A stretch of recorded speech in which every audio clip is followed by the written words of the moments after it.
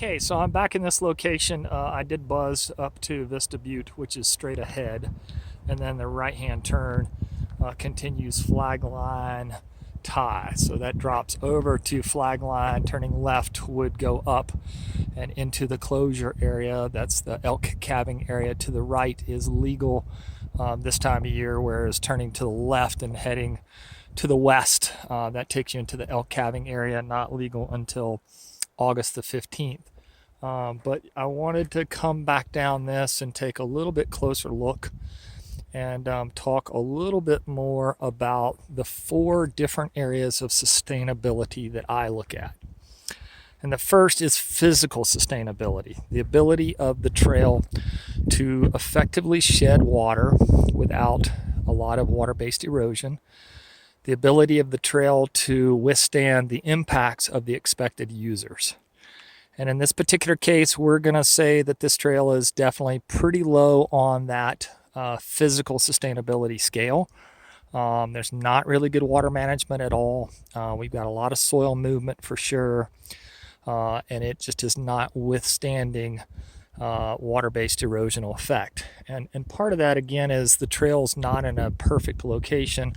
You know, we see the landscape up here draining in this direction, and then we see the landscape here draining in this direction. And so the trail is literally sort of in the bottom of a drainage feature.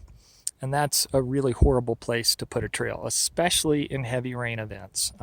Here, you know, if you drained it well enough, you could argue that it's okay. But trail would really be better on side slope to our left or side slope to our right, but we can't move the trail that far. And then the next area of sustainability that I look at is ecological sustainability, meaning the impact of putting the trail in, and in the first place, given the sensitivity of the landscape, the long-term impacts of the trail, given the sensitivity of the landscape.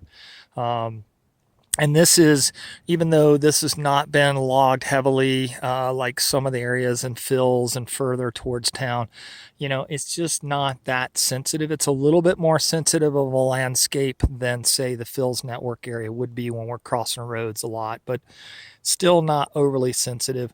There's no water courses anywhere close to me. So any sediment that does leave the trail certainly is not getting into a waterway. Those riparian areas, trails that are along rivers, along streams, those are the ones that we really need to be more sensitive about soil movement and dropping into a waterway. So from an ecological impact standpoint, I would argue that this is not a big deal, but we're going to talk about other areas of sustainability. The next is managerial sustainability. That's the ability of the land managing agency and its partners to effectively manage and maintain the trail. And I would argue that doesn't matter where it is here in Deschutes National Forest. The Deschutes National Forest has a great partner in COTA, and we certainly, you know, step up to the plate and take care of, you know, trails that are used by mountain bikers. If it wasn't a trail, if this was a trail that was, say, in a wilderness area, you know, or a trail that was a hiking only trail, and there really are not any hiking groups that are effectively doing a whole lot of work, I would say that the managerial sustainability is pretty low. And then the last area that we look at is social sustainability, and that is trails that generally make sense, trails that, you know, are the right type of trail. There's enough in the inventory to keep the users entertained and motivated to stay involved, and you know, enough types of trails and enough trail inventory that they're not out building their own. And then also a consistent trail experience. And I would argue that that's probably our biggest factor here.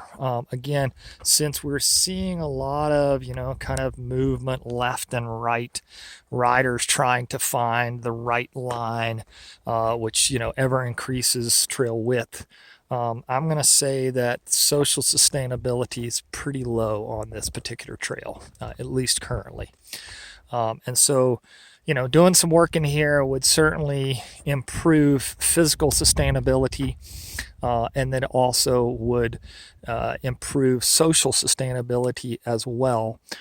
in terms of, providing for a more consistent experience. If you rode this in, say, 2020 and you came back in 2023 and, we had done no work to this, it probably would radically change. I would argue that it has changed in the last 3 to 5 years.